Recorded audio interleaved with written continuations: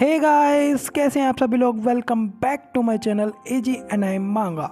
तो यार my demon wife की एक और बिल्कुल नई एपिसोड के साथ हाजिर हूँ, जो कि होने वाली है एपिसोड नंबर 137। तो अगर आप लोगों ने अब तक मेरे चैनल को सब्सक्राइब नहीं किया है तो पहले जाकर के मेरे चैनल को सब्सक्राइब कर लीजिए, शुक्रिया। एंड शुरू करते हैं हमारा आज का ये वाला एपिसोड। तो जैसा कि हमने लास्ट एपिसोड में देखा, जियान अब तक जिंदा होता है और वो एक दूसरी दुनिया में होता है, एक सोल्ड वर्ल्ड में। वहाँ पे उसे क्वीन एलिजाबेथ यानी कि डीमन क्वीन की एंसेस्टर मिलती है। तो बिल्कुल डीमन क्वीन एलिजाबेथ की तरह ही दिख रही होती है, जिसे देख करके जियांग भी काफी ज्यादा हैरान हो जाता है। फिर इसके आगे का एपिसोड हम लोग आज देखेंगे। एपिसोड की स्टार्टिंग में एंसेस्टर जियांग से कहती है कि तुम ज्यादा पैनिक ना करो, तुम यहाँ पे आकर के दिखा सकते हो कि तुम्हारी लाइफ अब पूरी तरीके से एंड हो चुकी है, तो फिर अब तुम्हारे साथ इससे ज्यादा बुरा क्या ही हो सकता है। फिर ये सुनकर के जियांग भी थोड़ा शांत हो जाता है और एंसेस्टर से कहता है कि आप बिल्कुल सही कह रही हैं, मगर लेकिन ऐसा इसलिए है क्योंकि मेरी शादी अभी अभी जस्ट इजाबेल के साथ हुई है, और अगर मैं इस तरह किसी दूसरी दुनिया में जाकर के मर जाता हूँ तो क्या मैं सच में फिर से वापस नहीं जा पाऊंगा। लेकिन तभी एंसेस्टर जियांग से कहती है कि तुम चिंता मत करो, मेरे पास एक रास्ता है जिससे कि तुम वापस से वहां जिंदा होकर के जा सकते हो। जियांग कहता है तो क्या इसका मतलब आप क्रिएशन स्टोन को यूज करने वाली हैं। लेकिन तभी एंसेस्टर भी जियांग से कहती है कि नहीं, क्रिएशन स्टोन तो सिर्फ जियोलियो कॉन्टिनेंट के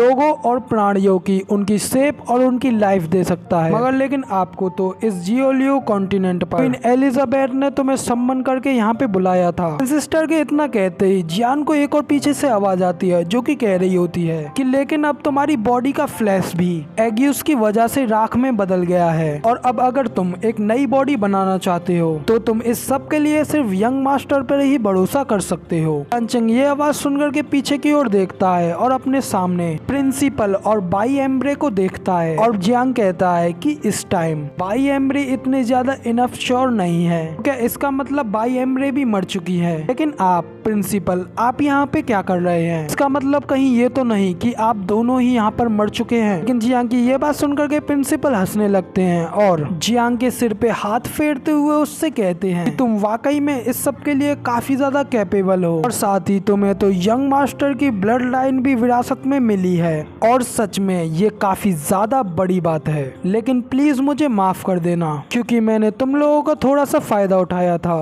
तभी एम्ब्रे भी कहती है कि सच में ये बच्चा सभी लोगों से काफी ज्यादा अलग है, और इसमें कोई शक नहीं है कि ये आपके ही द्वारा टारगेटेड किया जा रहा है। और फिर तभी प्रिंसिपल ये सुनकर के और भी ज्यादा हंसते हैं और जियांग के सिर पे और भी ज्यादा हाथ फेरने लगते हैं। लेकिन तभी जियांग कहता है कि ये काफी ज्यादा डिस्गस्टिंग है, आप मेरे सिर पे हाथ फेरना बंद करें। ये जान करके आप इस सब के लिए काफी ज्यादा श्योर हैं कि आप मुझे प्रोटेक्ट करने के पर्पस को पूरी तरीके से अचीव कर सकते हैं। मैं एली और बाकी सभी लोगों के लिए प्रिंसिपल को थैंक यू कहता हूँ। जियांग की ये बात सुनकर के प्रिंसिपल जियांग के सिर पे और भी ज्यादा हाथ फेरने लगते हैं और उससे कहते हैं कि मुझे स्मार्ट लड़के काफी ज्यादा पसंद हैं, जैसे कि तुम। लेकिन तभी जियांग भी तंग आते हुए कहता है कि रुको, ये अभी ओवर नहीं हुआ है, मुझे बताएं कि तो क्या आप ये चाहते हैं कि बाई एम्ब्रे आपके साथ मिलकर के आपकी हेल्प करे रीजेंट के साथ मिलकर के डील करने में? लेकिन तभी प्रिंसिपल एक स्माइल करते हैं और कहते हैं कि रीजन तो हमारा कभी पहले से रियल गोल नहीं रहा है। ये सब तो इसलिए है क्योंकि उसके पास हमेशा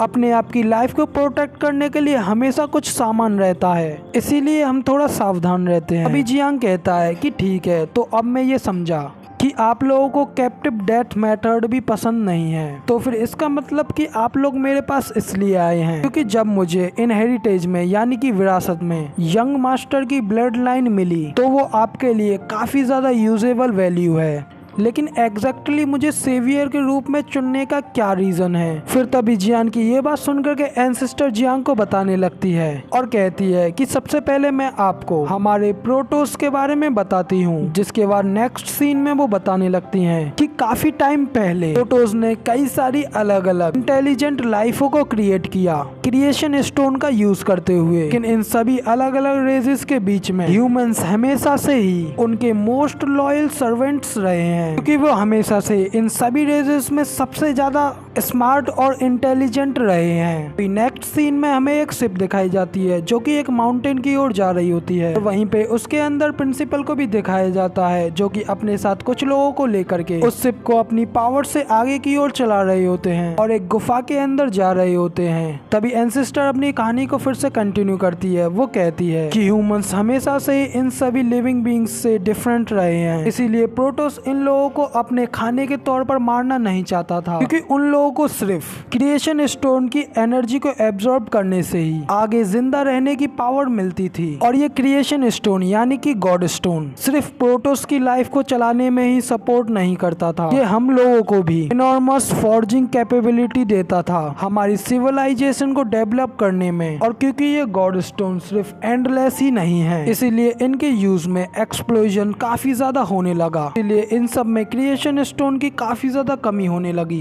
इसके बाद फिर हमें गॉड्स को भी दिखाया जाता है जो कि अपने थ्रोन पर बैठे होते हैं। उन्हीं के साइड में इजाबेल की एंसेस्टर भी खड़ी होती है। यही गॉड एंसेस्टर के फादर भी होते हैं। फिर एंसेस्टर अपनी बात को कंटिन्यू करते हुए कहती हैं, इतने सब एक्सप्लॉयटेशन की वजह से मेरे फादर जो कि सभी प्रोटोस के लीडर थे, उन्होंने अपने साथी प्रोटोस के लिए एक सुप्रीम डिसीजन लिया। उन्होंने डिसीजन लिया कि सभी ब्लड पैनल्स को वो अपनी अंडरटेकन में लेंगे और इससे वो गॉड स्टोन की कंजप्शन को रिड्यूस कर देंगे। इसके बाद दिखाया जाता है कि एंसेस्टर अपने सामने सभी लोगों को झुका हुआ देखती है, जिनको कि उनके फादर सारी बातें समझा रहे होते हैं। और फिर एंसेस्टर बताती है कि मेरे फादर हमारी सभी क्लैन के लोगों को हाइबरनेशन में रखने का इरादा कर रहे थे, जिससे कि हमारे सारे लोग इतना इंतजार कर पाए कि उससे इंटेलिजेंट लाइफ गॉड स्टोन की प्रोडक्शन ज़्यूल्यू कॉन्टिनेंट पर बढ़ा पाए, क्योंकि इंटेलिजेंट लाइफ भी गॉड स्टोन के हिस्से से ही बनाई गई है और उसके अंदर भी गॉड स्टोन की एनर्जी स्टोर है। और इंटेलिजेंट लाइफ जितना ज्यादा प्रोड्यूस होगी और साथ ही मरेगी, उससे गॉड स्टोन की प्रोडक्शन भी बढ़ेगी। और साथ ही उनके लिए ये कोई मैटर नहीं रखता है कि उनकी आंखों के सामने चाहे कोई भी प्रकार की इंटेलिजेंट लाइफ हो,